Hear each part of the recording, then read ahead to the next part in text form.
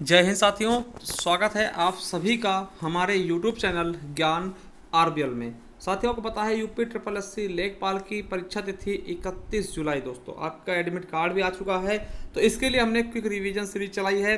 ठीक है, इसमें हम किसी चीज़ को जल्दी से जल्दी देखने की कोशिश करेंगे और उसमें केवल और केवल इंपॉर्टेंट फैक्ट्स को हम देखेंगे। ठीक है, तो उसके लिए दोस्तों आज हम देखने वाले हैं जो आपकी पंचायती राज व्यवस्था है, स्थानीय स्वशासन है, ठीक, और नगरीय व्यवस्था दोस्तों, उसके बारे में देखेंगे आज इस वीडियो में। और आपको बता दें यहाँ से 1 से 2 क्वेश्चन आपके एग्जाम में जरूर आएंगे।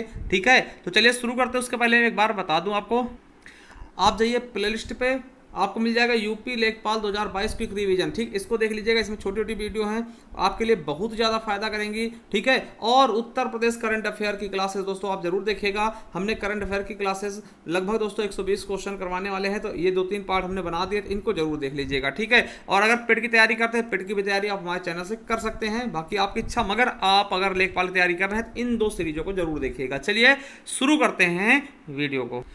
देखिए, इसमें थोड़ा फास्ट देखेंगे, अगर आप डिटेल में पढ़ना है तो आप जा करके पेट वाली सीरीज में देख सकते हैं। ठीक है, हम इसमें थोड़ा सा आपका रिवीजन करवाने आए, ना कि हम आपको बताने। ठीक है, तो स्थानीय स्वशासन क्या होता है? सबसे पहले स्थानीय स्वशासन देखते हैं कि स्थानीय स्वशासन क्या होता है। जैसे हम कहीं पर रहते हैं दोस्तों, ठीक है, जैसे हम कहीं पर रहते हैं, हम किसी गाँव में रहते हैं, अगर उसी के बीच का कोई नेता आपसे आपके ऊपर शासन करे, ठीक है, मतलब मतलब खुद के द्वारा, है ना। स्थानीय मतलब स्थानीय द्वारा स्वयं शासन करना दोस्तों स्थानीय स्वशासन कहलाता है। देखिए समझिए, जैसे एक तरफ हम आपको उदाहरण देना चाहते हैं, जैसे जैसे आपका प्रधानमंत्री है। देखिए एक तरफ क्या है, पीएम है साथियों आपके, और एक तरफ आपका आपके गांव का प्रधान है, क्या है, ग्राम प्रधान। ठीक है, तो इसमें स्थानीय स्वशासन कौन सा होगा? तो अब देखिए पीएम जो होता साथियों वो आपके गांव का नहीं होता या फिर आपके जिले का नहीं होता, जरूरी नहीं कि आपके जिले का हो। जैसे हमारे जिले का पीएम नहीं है। संसद दोस्तों, आप सांसद देख सकते हैं, जैसे हमारे सांसद जो है हमारे जिले का, वो हमारे जिले का है ही नहीं। ठीक है, मगर साथियों जो प्रधान होगा ना वो आपके ही गांव का होगा। क्या? आपके ही गांव का होगा प्रधान, तो उसे हम क्या बोले, स्थानीय स्वशासन, मतलब अपने स्थान का, और स्व मतलब स्वयं का शासन। ठीक है, जो आपके द्वारा आप ही के बीच का जो शासन करता है उसको स्थानीय स्वशासन कहते हैं। समझिएगा, परिभाषा आपको बता दें कि किसी भी क्षेत्र विशेष में निवास करने वाले लोगों के द्वारा ही अपने क्षेत्रों के शासन में भाग लेना ही स्थानीय स्वशासन कहलाता है। ठीक है, याद रखेंगे, ज्यादा इंपॉर्टेंट है नहीं। चलिए अब देखिए, आपसे ये क्वेश्चन पूछा जा सकता है कि स्थानीय स्वशासन कैसी दोस्तों लोकतांत्रिक को सुनिश्चित करता है? तो विकेंद्रीकरण। देखिए विकेंद्रीकरण, देखिए 2 तरीके होते हैं, एक केंद्रीकरण होता है, एक विकेंद्रीकरण। तो केंद्रीकरण क्या होता है? देखिए जहां पर दोस्तों विकास जो है ऊपर से नीचे की तरफ आए। देखिए पहले इसमें कहा गया, केंद्रीकरण में क्या मुद्दा बताएगा, पहले केंद्र का विकास करिए। जब आप केंद्र का विकास करेंगे तो राज्य का विकास अपने आप हो जाएगा, फिर राज्य का हो जाएगा दोस्तों, सभी जिला का हो जाएगा विकास, और जिला का हो जाएगा तो ब्लॉक हो जाएगा, और ब्लॉक हो जाएगा तो ग्राम का अपने आप हो जाएगा विकास। मतलब कि ऊपर से नीचे की तरफ आना। ठीक है, केंद्रीकरण कहलाता। अब देखिए विकेंद्रीकरण क्या होता है कि नीचे से ऊपर की तरफ चलना। पहले गांव का विकास करिए, जब गांव का विकास हो जाएगा तो अपने आप ब्लॉक का विकास हो जाएगा, जब ब्लॉकों सभी ब्लॉकों का विकास होगा तो जिला का विकास हो जाएगा, जब सभी जिला का विकास हो जाएगा तो राज्य का हो जाएगा, जब सभी राज्यों का विकास हो जाएगा तो केंद्र का हो जाएगा। इसे बोलते हैं विकेंद्रीकरण। देखिए केंद्रीकरण में केंद्र पहले आएगा, याद रख लेंगे, थोड़ा सा ऐसे समझ लीजिएगा। केंद्रीकरण में केंद्र पहले आएगा और विकेंद्रीकरण में केंद्र बाद में आएगा, सबसे बाद में। ठीक है, बस इतना से याद रख लो। ठीक है, चलिए अब मैं आपको बता दूं कि जो स्थानीय स्वशासन है इसको हम 2 भागों में बांट सकते हैं। पहला है ग्रामीण क्षेत्र और दूसरा है नगरीय क्षेत्र। ठीक है, अब देखिए जो ग्रामीण क्षेत्र में ये भी 3 स्तरीय शासन व्यवस्था होती है, इसमें ग्राम पंचायत होता है, ठीक है, और ब्लॉक पंचायत और जिला पंचायत। उसी प्रकार से नगरीय क्षेत्र में भी 3 प्रकार की होती हैं, नगर पालिका, नगर पंचायत और नगर निगम। दोस्तों आपसे पूछा सकता है कि ग्राम पंचायत नहीं, ग्रामीण क्षेत्र की कौन से 3 शासन है दोस्तों? तो ग्राम पंचायत, ब्लॉक पंचायत और जिला पंचायत, इनको याद रख लेंगे। ठीक है, चलिए अब अगर हम बात करते हैं स्थानीय स्वशासन के इतिहास की, तो आपको याद रखना है कि दोस्तों गांव का उल्लेख ना आपको ऋग्वैदिक काल में ही मिल जाएगा। मतलब ऋग्वेद में ही दोस्तों ग्रामीण प्रशासन के पंचायतों की व्यवस्था का उल्लेख किया गया है। ठीक है, तो सबसे पहले कहां किया गया? तो ऋग्वेद में। ठीक, गांव का उल्लेख कहां किया गया है? ऋग्वेद में। आपको बता दें कि 1864 में भारत सरकार द्वारा स्थानीय स्वशासन को मान्यता दी गई, याद रखेंगे। और इंपॉर्टेंट क्या है साथियों, आपसे पूछेगा कि 1870 में मेयो ने स्थानीय स्वशासन को कार्यात्मक शक्ति तथा वित्तीय शक्तियां प्रदान की। कब? 1870 में दोस्तों लॉर्ड मेयो था, उसने दोस्तों स्थानीय स्वशासन कुछ शक्तियां प्रदान कर दी, और वित्तीय शक्तियां मतलब कि पैसे भी दिए कि आप थोड़ा थोड़ा काम करिए। ठीक है, और याद रखेंगे वही मेयो है जिसके शासनकाल में पहली बार जनगणना होती है 1872 में। ठीक है, प्रथम जनगणना कब होती है? 1872 में। वही मेयो दोस्तों, लॉर्ड मेयो स्थानीय स्वशासन के लिए दोस्तों कार्यात्मक शक्ति और वित्तीय शक्तियां प्रदान करता है। और साथियों आपको बता दें तो सबसे इंपॉर्टेंट क्या होगा, ये रिपन प्रस्ताव, मोस्ट से भी मोस्ट इंपॉर्टेंट याद रख लीजिएगा, यहां से शायद आपके क्वेश्चन बन सकते हैं। तो देखिए रिपन प्रस्ताव 1882 में आता है, ठीक है, 1882 में रिपन प्रस्ताव आता है। आपको बता दें कि नगरीय स्थानीय संस्थाओं के साथ साथ ग्राम पंचायतों, न्याय पंचायतों एवं जिला स्तर पर जिला बोर्ड का गठन किया गया, ठीक है, किसके द्वारा, तो रिपन प्रस्ताव के द्वारा। तो साथियों इस चीज़ को आप दिमाग में बिठा लेंगे कि भैया जो रिपन प्रस्ताव था ना वो 1882 में आया था। इसमें क्या किया गया तो हम बता चुके हैं क्या किया गया, नगरीय स्थानीय संस्थाओं के साथ साथ ग्राम पंचायतों, ठीक, ग्राम पंचायतों, न्याय पंचायतों एवं जिला स्तर पर जिला बोर्ड का गठन किया गया। आपसे पूछ सकता है कि जिला बोर्ड का गठन किसके द्वारा किया गया, रिपन प्रस्ताव के द्वारा, ठीक है। और याद रखना इन्हीं के समय में ना नियमित जनसंख्या जनगणना भी शुरू की गई थी 1881 में। 2 क्वेश्चन बनते हैं जनगणना से कि प्रथम जनगणना कब हुई है, तो 1872 में लॉर्ड मेयो के समय, और नियमित रूप से जनगणना 10 साल में तो दोस्तों किसके, रिपन के समय में, ठीक। तो रिपन आप याद रखें। और देखिए ये वाला बहुत इंपॉर्टेंट, क्यों इंपॉर्टेंट, देखिए जो रिपन प्रस्ताव ना इसे स्थानीय स्वशासन का मैग्ना कार्टा कहते हैं। मैग्ना कार्टा क्या होता है दोस्तों, कुछ छूटें होती है, ठीक है, जो जनता को दिए जाते हैं। तो समझिएगा कि अगर आपसे पूछेगा स्थानीय स्वशासन का मैग्ना कार्टा किसे कहते हैं, तो रिपन प्रस्ताव कहते हैं। और याद रखेंगे जो रिपन है ना, इन्हें दोस्तों स्थानीय स्वशासन का जनक कहते हैं। तो याद रखेंगे ये भी क्वेश्चन मोस्ट से भी मोस्ट इंपॉर्टेंट है। याद रखेंगे रिपन को क्या बोलते हैं, लॉर्ड रिपन क्या बोलते हैं, स्थानीय स्वशासन का जनक कहते हैं, ठीक है। आपको याद रखना है कि 1907 में क्या किया था कि हॉब हाउस की अध्यक्षता में, हॉब हाउस एक व्यक्ति थे जिनकी अध्यक्षता में दोस्तों एक आयोग का गठन करते हैं, जिसे क्या, किस आयोग के नाम जानते हैं, शाह आयोग, शाही आयोग, ठीक है, किस नाम से, शाही आयोग से जानते हैं दोस्तों। और इस आयोग ने ही राजनीतिक विकेंद्रीकरण की बात की। विकेंद्रीकरण क्या होता है हमने बताया, पहले ग्राम का विकास करो, फिर ब्लॉक का विकास करो, फिर जिला का, फिर दोस्तों राज्य का, फिर केंद्र का, ठीक। तो ये वाला विकेंद्रीकरण की बात किसमें की गई, तो शाही आयोग। कौन है इसके अध्यक्ष, हॉब हाउस। अब देखिए जो पंचायती राज है इनको कहां पे क्या दर्जा दिया गया, तो आपको बता दें सबसे पहले दोस्तों भारत शासन अधिनियम में क्या किया गया कि पंचायतों को हस्तांतरणीय विषय बना दिया गया। क्या हस्तांतरणीय, मतलब इनमें हस्तक्षेप कर सकते थे, ठीक है। चलिए, और दोस्तों संविधान सभा में इनके लिए क्या किया गया, तो आप याद रखना है कि संविधान सभा में दोस्तों संविधान सभा में पंचायती राज व्यवस्था का समर्थक थे प्रसिद्ध, जिनका नाम था दोस्तों श्रीमन नारायण अग्रवाल, ठीक है। उन्होंने दोस्तों इसमें पंचायती राज के बारे में बताया। और अंततः दोस्तों आपको पता है कि संविधान में ही दोस्तों, भारतीय संविधान में ही नीति से तत्व में दोस्तों आर्टिकल 40 का गठन किया गया, जिसमें कहा गया ग्राम पंचायतों का गठन। ये आर्टिकल दोस्तों आपके लिए मोस्ट इंपॉर्टेंट लगा लो, IMP लगा लो भैया, ये पूछा जाने वाला क्वेश्चन है, एवरग्रीन क्वेश्चन है, हर एक एग्जाम में पूछा गया, आपके पेट में भी पूछा गया। तो आर्टिकल 40 क्या है दोस्तों, ग्राम पंचायतों का गठन। अब देखिए कुछ चीजें हम बता दें कि इन्हीं संबंधी दोस्तों आपको पता 73वां संविधान संशोधन क्या था 1992 में, बहुत इंपॉर्टेंट। इसमें दोस्तों भाग 9 जोड़ा जाता है, ठीक है। भाग 9 में कुछ अनुच्छेद जोड़ा जाता है जिसको दोस्तों संबंधित किससे, पंचायती से। 9 किससे संबंधित, आपसे क्वेश्चन बनेगा कि भाग 9 किससे संबंधित है, पंचायत से। देखिए अभी दोस्तों हाल ही में क्वेश्चन पूछा गया है, जो आपके दोस्तों सप्लाई इंस्पेक्टर का एग्जाम होता है उसमें पूछा गया था कि पंचायतें किसमें है, ग्राम पंचायतों को लेकर किसमें है दोस्तों, तो आर्टिकल 243 में, किसमें है, 243। ये भी याद रखेंगे, ये क्वेश्चन आपके सप्लाई इंस्पेक्टर में भी हाल ही में पूछा गया। तो याद रखें 73वां संविधान संशोधन द्वारा दोस्तों 1992 में क्या किया गया, भाग 9 में दोस्तों कुछ अनुच्छेद जोड़े गए। भाग 9 में क्या है, पंचायतें। इसमें दोस्तों आर्टिकल 243 से लेकर 243 आड़ा तक जोड़ा गया, ठीक है। आपसे पूछेगा 73वें संविधान संशोधन द्वारा क्या जोड़ा गया, ग्राम पंचायतें, ठीक है। चलिए अगला है फिर 74वां संविधान संशोधन किया गया, इसी भाग में 9 का जोड़ा गया, बहुत ज्यादा इंपॉर्टेंट। 9 का में क्या है, नगर पालिकाएं जोड़ी गई दोस्तों। और अनुच्छेद 243 से लेकर के 243 या 6 तक दोस्तों। और ये वाला भी इंपॉर्टेंट दोस्तों, सहकारी समितियां, इसको भी याद कर लेंगे। हालांकि दोस्तों ये इसका पार्ट नहीं, मगर फिर भी याद कर लेंगे, बहुत इंपॉर्टेंट है। 97 देखिए 97 सहकारी, 97 सहकारी, क्या 97 सहकारी याद रखेंगे। तो भाग खा 9 खा में दोस्तों, यहाँ पे खा लिखा, केवल 9 खा कर लीजिएगा।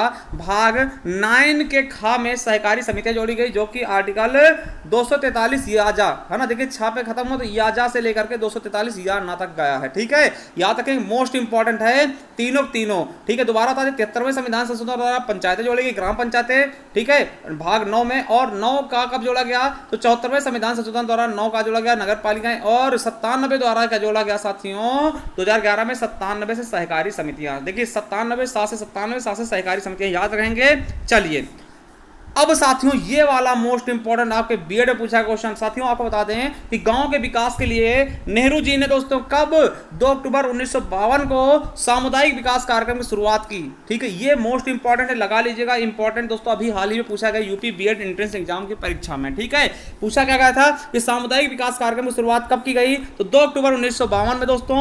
अगर पूछ ले किसकी सहायता से दोस्तों, तो फोर्ड फाउंडेशन की सहायता, अमेरिका की कंपनी थी फोर्ड, उसी फोर्ड फाउंडेशन की सहायता से दोस्तों ये आरंभ किया गया।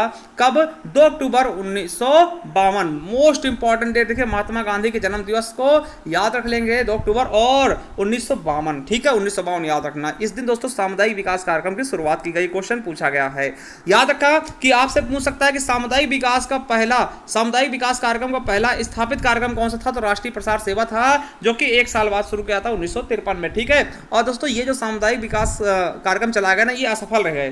ठीक, असफल हुए। ठीक है, इनका उद्देश्य क्या था कि भैया जो गांव है ना उनको आर्थिक विकास प्रदान किया जाए और सामाजिक सुधार लाया जाए उनमें। ठीक है, मगर ये असफल हो जाते हैं, तो इनके लिए दोस्तों एक कमेटी गठित होती है। अब देखिए ये आपके लिए बहुत इंपॉर्टेंट, भाई बहुत ज्यादा इंपॉर्टेंट है, ये आपको याद रखना है। तो यहां साथियों जो इंपॉर्टेंट होगा उसके बारे में बात करेंगे। तो पहला है पंचायती राज समितियां देखेंगे। पहला है बलवंत राय मेहता समिति। बलवंत देखिए याद रखेंगे 1957 में कमेटी आती है दोस्तों। देखिए इनके उद्देश्य आप छोड़िए, उद्देश्य क्या था ये छोड़िएगा, इनका कहना क्या था ये देखिएगा। तो सबसे ज्यादा इंपॉर्टेंट पूछा जाएगा दोस्तों कि अब देखिए क्या पूछा जाएगा, बलवंत राय मेहता समिति 1957 में जो गठित की गई, आप कभी इसका समय पूछ सकते हैं। तो 1957 दोस्तों याद रखेंगे। पूछेंगे इसने क्या कहा, तो दोस्तों बलवंत राय मेहता समिति ने किसकी सिफारिश की थी, तो दोस्तों त्रिस्तरीय पंचायती राज व्यवस्था की। बहुत इंपॉर्टेंट है। ठीक है, क्या है, बहुत इंपॉर्टेंट। देखिए क्वेश्चन आपसे बनेगा कि भारत में पंचायती राज व्यवस्था के वास्तुकार कौन है, बलवंत राय मेहता। ठीक है, और याद रखना आपसे पूछेंगे बलवंत राय मेहता समिति दोस्तों किसकी सिफारिश की थी, त्रिस्तरीय पंचायती राज व्यवस्था की। इन्होंने 3 स्तरीय पंचायती राज व्यवस्था की शुरुआत की थी, सुझाव दिया था कि भैया 3 स्तरीय पंचायती राज व्यवस्था लागू करें, जो अभी हमारे राज्य में लागू भी है। ठीक है, पहला दोस्तों ग्राम पंचायत, गांव स्तर पर दोस्तों ग्राम स्तर पर ग्राम पंचायत हो, और ब्लॉक स्तर पर ब्लॉक पंचायत, और जिला स्तर पर जिला परिषद, यानी 3 स्तरीय होगा ना, एक स्तरीय ग्राम पंचायत, दूसरा ब्लॉक पंचायत, तीसरा जिला परिषद। और दोस्तों इसकी शुरुआत भी कर दी गई, कब की गई, तो 2 अक्टूबर 1962 को। अभी देखिए याद रखेंगे इसी से रिलेटेड 2 अक्टूबर 1952 को क्या किया गया था, सामुदायिक विकास कार्यक्रम चलाया गया था। और 2 अक्टूबर 1962 को दोस्तों राजस्थान के नागौर जिले के बदगरी गांव से दोस्तों इसकी शुरुआत की गई। आपसे पूछेगा कि पंचायती राज व्यवस्था की शुरुआत कहां से की गई, तो दोस्तों 2 अक्टूबर 1962 को राजस्थान के नागौर जिले से दोस्तों बगदरी नामक गांव से किया गया दोस्तों। और अब पूछे दूसरे नंबर पे कहां किया गया, तो दूसरे नंबर दोस्तों 11 अक्टूबर 1962 को, 11 अक्टूबर 1962 को दोस्तों उसी समय दोस्तों देखिए 2 अक्टूबर को कहां, नागौर में, और 11 अक्टूबर दोस्तों आंध्र प्रदेश के महबूब जिले में। उसके बाद दोस्तों 1960 में कर्नाटक, असम, तमिलनाडु हो जाता है, 1962 में महाराष्ट्र, 1963 में गुजरात और 1964 में पश्चिम बंगाल। ठीक है, तो ये याद रखेंगे। देखिए इसमें मेन इंपॉर्टेंट का पूछेगा, आपसे पूछेगा बलवंत राय मेहता समिति ने कितने स्तरीय सिफारिश की, तो त्रिस्तरीय। ठीक है, कौन कौन से स्तरीय हैं हमने बता दिया, ग्राम पंचायत, ब्लॉक पंचायत, जिला परिषद। ठीक है, कहां शुरुआत की गई, नागौर जिले से, कब, 2 अक्टूबर 1962 को। पंडित जवाहरलाल नेहरू ने स्वयं किया था। ठीक है, ये भी याद कर लेंगे किसने किया, तो पंडित जवाहरलाल नेहरू। समय पंडित जवाहरलाल नेहरू ही पीएम थे। अगला दोस्तों अशोक। देखिए अशोक भैया, देखिए अशोक दोस्तों, देखिए अशोक याद रखेंगे, अशोक भैया केवल 2 लोगों की बात करते हैं। ठीक है, तो याद रखेंगे द्विस्तरीय पंचायती राज की व्यवस्था की सिफारिश किसने की, अशोक मेहता समिति ने। देखिए बलवंत, देखिए बलशाली है जो बलवंत दोस्तों, उन्होंने 3 कर दी, कहा 3 लोग है ना, 3 स्तरीय करिए, बलवंत 3 स्तरीय करिए। ठीक है, और अशोक भैया ने कहा भैया 2 ही ठीक है ना, अशोक के 2 ही ठीक है। ठीक है, क्या बोला अशोक ने, क्या कहा, 2 ठीक है। ठीक है, 2 ही ठीक है। और देखिए याद रखेंगे 2, देखिए 2 स्तरीय किसने बताई, अशोक ने, और इनके लास्ट में 2 7 भी है। ठीक है, याद रखेंगे इनका सन क्या है ना, देखिए 1900 लगाना और 2 7। ठीक है, 2 7। ठीक है, देखिए 19 और 2 7 से याद रखेंगे इनका तो 2 स्तरीय समिति की सिफारिश की थी। किसने, बलवंत राय मेहता समिति ने द्विस्तरीय पंचायती राज व्यवस्था की सिफारिश की। इन्होंने कहा कि एक मंडल पंचायत होगी जो कि 10 से 20 गांव को मिलाकर के बनेगी, और एक जिला स्तर पर जिला पंचायत होगी। और इन्होंने क्या कहा साथियों कि पंचायतों का कार्यकाल कितना हो, 4 साल का। ये आपको ज्यादा इंपॉर्टेंट नहीं साथियों, ज्यादातर आपको यही 2 स्तरीय पूछा जाएगा। और इन्होंने वित्त आयोग का गठन की बात की थी, इन्होंने कहा कि भैया वित्त आयोग का गठन किया जाए, जिससे दोस्तों ग्राम पंचायतों काम करने के लिए दोस्तों पैसे तो मिल सकें। ठीक है, चलिए अब अगला है दोस्तों PKV राव समिति। देखिए PKV राव, देखिए 4 शब्द आ रहे हैं, PKV और राव, 4 शब्द आ रहे हैं ना, 4 शब्द आ रहे हैं, PKV राव 4 शब्द है ना, तो यानी कि चार स्तरीय समिति, समझिएगा बहुत इंपॉर्टेंट। देखिए 4 नाम आ रहे हैं, पीके वी राव, तो इसको पीके भैया ये पीके का कहीं 4 ले आओ ना, पीके कहीं 4 बोतल ले आओ, ठीक है याद रखेंगे। पीके भी क्या बोले, पीके जाओ 4 बोतल लेके आओ, 4 बोतल उठ का ना पीके, ठीक है तो याद रखेंगे। इससे 4 स्तरीय पंचायती राज मॉडल की सुझाव किसने दिया, पीके वी राव समिति ने। क्या बोला कि राज्य विकास परिषद का गठन करो राज्य में, ठीक है, फिर जिला पंचायत पे जिला स्तर पे, मंडल पंचायत मंडल स्तर पे और ग्राम पंचायत ग्राम स्तर पे। दोस्तों 4 स्तरीय समिति की सिफारिश किसने की, पीके वी राव समिति ने। कहा पीके क्या बोले, 4 बोतल लेकर आओ, ठीक है। चलिए अब देखिए याद रखेंगे, इन्होंने कहा कि 5 वर्ष का कार्यकाल हो दोस्तों और राज्य वित्त आयोग का गठन किया जाए, ये भी सबने कहा, ठीक है। चलिए अब दोस्तों ये भी मोस्ट इंपॉर्टेंट है, एलएम सिंघवी समिति दोस्तों 1986 में आई, ठीक है। सिंघवी भैया 86, सिंघवी 86, देखिए सिंघवी समिति 86 और सिंघवी से संवैधानिक, सिंघवी से संवैधानिक, सिंघवी से संवैधानिक। देखिए आपसे पूछेगा देखिए पंचायती राज संस्थाओं को संवैधानिक दर्जा देने का मांग किसने की, तो एलएम सिंघवी जी ने, ठीक है, ये याद रख लेना। और पीके थुंगन, देखिए पीके वी राव थे, उनमें 4 शब्द थे, इसीलिए दोस्तों वो 4 समिति थे, मगर दोस्तों पीके वी देखिए पीके थुंगन समिति, और इन्होंने भी दोस्तों आपको बता दें त्रिस्तरीय पंचायती राज की व्यवस्था की थी, और इन्होंने भी क्या कहा कि इसको संवैधानिक दर्जा दीजिए। आपसे क्वेश्चन पूछेगा कि निम्नलिखित में से किस समिति ने दोस्तों पंचायती राज को संवैधानिक दर्जा प्रदान करने की बात की, तो पीके थुंगन समिति और एलएम सिंघवी दोनों द्वारा की गई थी ना। और इन्होंने दोस्तों पीके थुंगन समिति ने क्या कहा कि महिलाओं एससी एसटी ओबीसी को आरक्षण दिया जाए। आपको पता है दिया भी गया दोस्तों, कितने % महिलाओं को, 33% आरक्षण दिया गया, ठीक है याद रखेंगे। 33% आरक्षण है महिलाओं को, ये क्वेश्चन पूछा सकता है आपसे, इंपॉर्टेंट है कि पंचायती राज व्यवस्थाओं में महिलाओं को कितने % आरक्षण है, 33%, ठीक है। चलिए और कहा कि प्रत्येक राज्य में दोस्तों वित्त आयोग का गठन करिए, बिल्कुल हुआ है। आपको पता होना चाहिए कि हर एक राज्य में क्या है, वित्त आयोग है दोस्तों, वही तो पैसे देता है ग्राम प्रधान को, ठीक है। और कहा गया कि पंचायतों का कार्यकाल कम से कम 5 साल हो और इच्छा अनुसार दोस्तों 3 से कम भी ना हो ना, कम से कम 5 साल हो दोस्तों। इनकी लगभग सभी बातें मानी गई है, ठीक है। तो आपको याद रखना दोस्तों, एक बार दोबारा मैं दोहरा दूं भैया, देखिए एक बार यहीं पे दोहरा देता हूं, ठीक है, याद रखेंगे, यहीं पे मैं आपको बताना चाहूंगा, ठीक है। चलिए यहीं पे एक बार आपको लिख के बता दूं। देखिए 3 स्तरीय किसने कहा, बलवंत, देखिए बलवान हो जो दोस्तों वो तीनों तरह की बात करें ना, बलवंत राय, तो बलवंत राय मेहता समिति ने 3 कहा। अब देखिए अशोक, इनके नाम में शोक लगा भैया, तो शोक मतलब 2, ठीक है, अशोक भैया 2 बोले ना। और देखिए पीके वी राव समिति, पीके वी राव समिति, देखिए पी के वी राव, देखिए 4 नाम आ रहा है, तो पीके वी राव ने 4 स्तरीय बात कर दी, पीके बोले 4 बोतल उठता ना, 4 स्तरीय, ठीक है। उसके बाद साथियों पीके थुंगन समिति, पीके थुंगन समिति, पीके थुंगन समिति, थुंगन समिति दोस्तों, और एलएम सिंघवी, सिंघवी दोस्तों याद रखेंगे, एलएम सिंघवी और थुंगन समिति ने क्या कहा, भैया इसको संवैधानिक दर्जा दे दीजिए। बस इतना याद कर लो दोस्तों, यहीं से आपका शायद एक क्वेश्चन आ ही जाए, ठीक है। चलिए अब देखिए आपको मैं बताना चाहूंगा, अब देखिए एक बात बता दें, देखिए 1979 में राजीव गांधी लोकसभा में 64वां संविधान संशोधन विधेयक लाते हैं, ठीक है, मगर दोस्तों इसे मतलब संवैधानिक दर्जा देने के लिए, ठीक है, संवैधानिक दर्जा देने के लिए 64वां संविधान संशोधन विधेयक लाते हैं, मगर दोस्तों वो लोकसभा में पारित हो जाता है, मगर राज्यसभा में पारित नहीं होता। आपको पता है कोई विधेयक जब भी पारित मतलब कि माना जाएगा जब दोस्तों लोकसभा राष्ट्रपिता और राष्ट्रपति मंजूरी दे दे, ठीक है, तो यहीं से इसका काम समाप्त हो जाता है। अब देखिए पंचायती राज व्यवस्था की बात करें तो ये वाला बहुत इंपॉर्टेंट 73वां संविधान संशोधन है ना। आपसे पूछेगा कि पंचायती राज व्यवस्था के लिए कौन सा संविधान संशोधन किया गया, 73वां संविधान संशोधन किया गया, कब, 1992 में। और दोस्तों इसके द्वारा भाग 9 जोड़ा गया, इसमें दोस्तों मतलब भाग 9 पहले था, इसमें दोस्तों कुछ अनुच्छेद जोड़े गए 243 से लेकर 243 आड़ा तक, ठीक है। और ये क्वेश्चन आपसे पूछा सकता है, उस समय दोस्तों पंचायती राज व्यवस्था जब दोस्तों 73वां संविधान संशोधन किया गया, उस समय दोस्तों प्रधानमंत्री कौन थे, तो पीवी नरसिम्हा राव, और राष्ट्रपति कौन थे, शंकर दयाल शर्मा जी। इंपॉर्टेंट है दोस्तों, इसको लागू कब करते हैं, लागू कब किया गया इस समय दोस्तों, इस अनुच्छेद को या फिर इस अधिनियम को लागू कब किया गया, तो 24 अप्रैल 1993 को, 24 अप्रैल को लागू किया गया।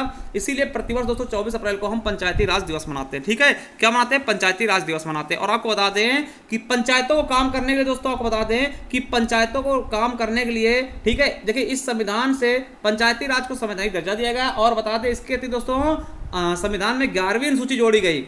क्यों जोड़ी गई, क्योंकि दोस्तों देखिए जो ग्राम प्रधान होगा कुछ काम तो करेगा, और कौन से काम करेगा वो चीजें बताई गई। 11वीं सूची में टोटल 29 विषय दिए गए जिन पर ग्राम पंचायत काम करेगा, यानी ग्राम प्रधान काम करेगा, ठीक है। तो याद रखना है 73वां संविधान संशोधन, ठीक है, शंकर दयाल शर्मा राष्ट्रपति थे और पीवी नरसिम्हा राव प्रधानमंत्री थे। और दोस्तों 73वें संविधान संशोधन द्वारा दोस्तों भाग 9 में जोड़े गए अनुच्छेद 243 में, ठीक। उसके अलावा दोस्तों 11वीं अनुसूची भी 73वें संविधान संशोधन द्वारा जोड़ी गई, जिसमें 29 विषय दिए गए हैं, बहुत इंपॉर्टेंट। चलिए कहां से कहां तक दोस्तों, तो 243 से लेकर के 243 ओ तक दोस्तों, ये 243 कर लेंगे, यहाँ पे 343 लिखा है, इसको 243 कर लेंगे। देखिए 243 का एक क्या कहता है कि राज्य ग्राम पंचायत की परिभाषा। देखिए ग्राम पंचायत का होता है, आपको बताते हैं कि राज्यपाल द्वारा अनुसूचित गांव की मतदाता सूची में शामिल लोगों को समूह ग्राम पंचायत करता है। मतलब राज्यपाल, देखिए एक सूची होती है जिसकी आपने देखा होगा जिसमें वोटिंग लिस्ट होता है, वोटर लिस्ट है ना, उसमें अगर आपका नाम शामिल दोस्तों तो आप ग्राम पंचायत के सदस्य हैं।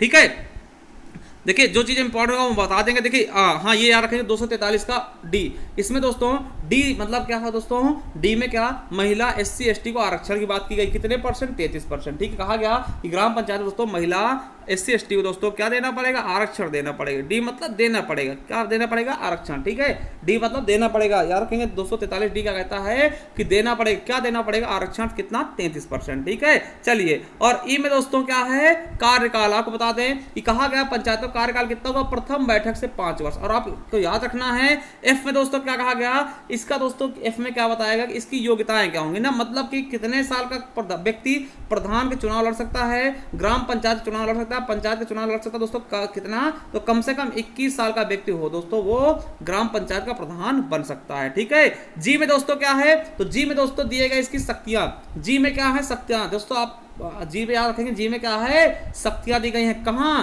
तो 11वीं सूची में इसके लिए 29 विषय बताए गए, ये आपके 243 जी में बताएगा। देखिए एच में क्या है, कर लगाने शक्ति।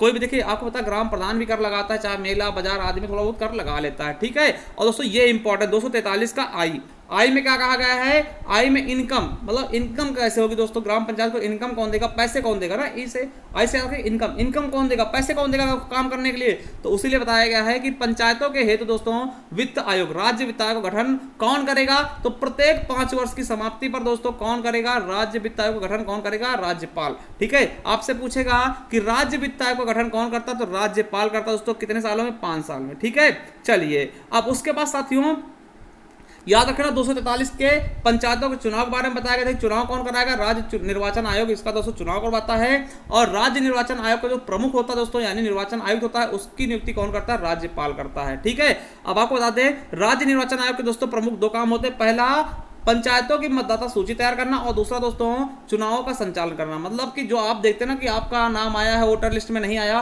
वो कौन करता है, राज्य निर्वाचन आयोग करता। ठीक है, और दोस्तों चुनाव कौन कराता है, वो भी राज्य निर्वाचन आयोग ही करवाता है।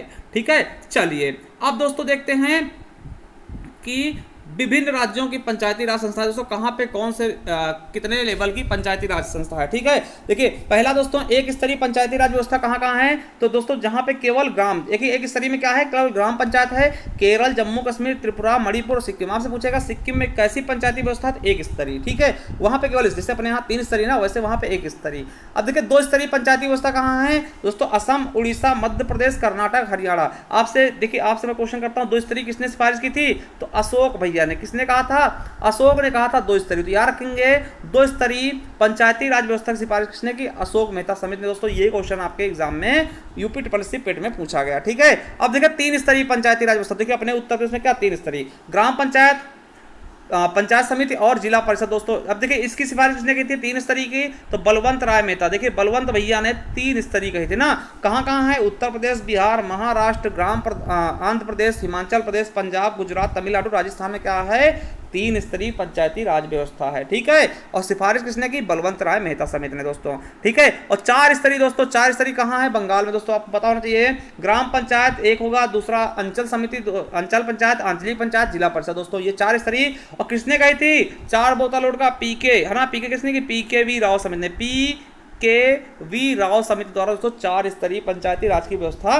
की गई। और आपको बता दें दोस्तों, क्वेश्चन आपसे पूछ सकता है कौन से दोस्तों राज्य हैं जहां दोस्तों पंचायती राज का गठन ही नहीं हुआ। दोस्तों कहां है, मेघालय, मिजोरम, नागालैंड, ये 3 राज्य हैं दोस्तों जहां पर पंचायती राज व्यवस्था नहीं है, क्योंकि दोस्तों यहाँ पे देखिए, यहाँ पे आदिवासी जनजाति पाई जाती है, तो वहां पे दोस्तों थोड़ा सा दिक्कत होती थी। याद रखेंगे मेघालय, मिजोरम, नागालैंड में पंचायती राज का गठन नहीं है। ठीक है, अब देखिए साथियों, स्वतंत्र भारत के प्रथम पंचायती राज मंत्री कौन है, तो दोस्तों कौन है थे, SK डे। ठीक है, चलिए अब साथियों आपको बता दें कि नगर पालिकाओं के बारे में दोस्तों देखिए, नगर पालिकाओं के लिए 74वां संविधान संशोधन किया गया, आपको पता है हमने। इसके तहत भाग 9 का ए जोड़ा गया, अनुच्छेद 343 ओ से लेकर के 243 ओ से लेकर के 243 जेड जी तक, ठीक है। और दोस्तों इसमें आपको पता देखिए 73वें संविधान संशोधन द्वारा, देखिए एक बार देख लीजिएगा, 73वें संविधान संशोधन द्वारा दोस्तों कौन सी अनुसूची 11वीं अनुसूची जोड़ी गई, और 74वें संविधान संशोधन द्वारा दोस्तों 12वीं अनुसूची जोड़ी गई, जिसमें दोस्तों 18 विषय बताए गए जो कि कौन करेगा, नगर पालिका के सदस्य करेंगे, ठीक है। तो त्रिस्तरीय व्यवस्था यहाँ भी है नगर स्तर पे। कौन कौन सा दोस्तों, नगर पंचायत और नगर पालिका परिषद और नगर निगम। कौन कौन से, नगर पंचायत, नगर पालिका परिषद और नगर निगम। साथियों देखिए ये क्वेश्चन आपके एग्जाम में अभी पूछा गया हाल ही में 17 जुलाई 2022 के एग्जाम में यूपी ट्रिपल सप्लाई इंस्पेक्टर में, क्या कि नगर पालिका प्रशासन की एक विस्तृत प्रणाली की स्थापना के लिए चंद्रगुप्त मौर्य सबसे प्रसिद्ध राजा थे, ठीक है। ये क्वेश्चन आपके एग्जाम में पूछा गया है, इसको याद कर लेंगे, ठीक है। अब दोस्तों आपके एग्जाम में ये भी कई बार पूछा था क्वेश्चन कि सर्वप्रथम दोस्तों ब्रिटिश सरकार द्वारा मद्रास शहर के लिए दोस्तों 1687 में नगर निगम नामक स्थानीय संस्था की स्थापना की गई, ठीक है। आपसे पूछें सबसे पहले कहाँ नगर निगम की स्थापना की गई, तो मद्रास में। कहाँ पर दोस्तों, मद्रास में। क्वेश्चन कई बार बना है कि सर्वप्रथम दोस्तों कहाँ पर नगर निगम की स्थापना की गई, तो मद्रास शहर में, ठीक है। चलिए, और याद रखना कि 1793 के चार्टर अधिनियम के द्वारा दोस्तों मद्रास, कलकत्ता, मुंबई 3 महानगरों में नगर निगम की स्थापना भी की गई है, ठीक है। ये भी आपको याद रखना है।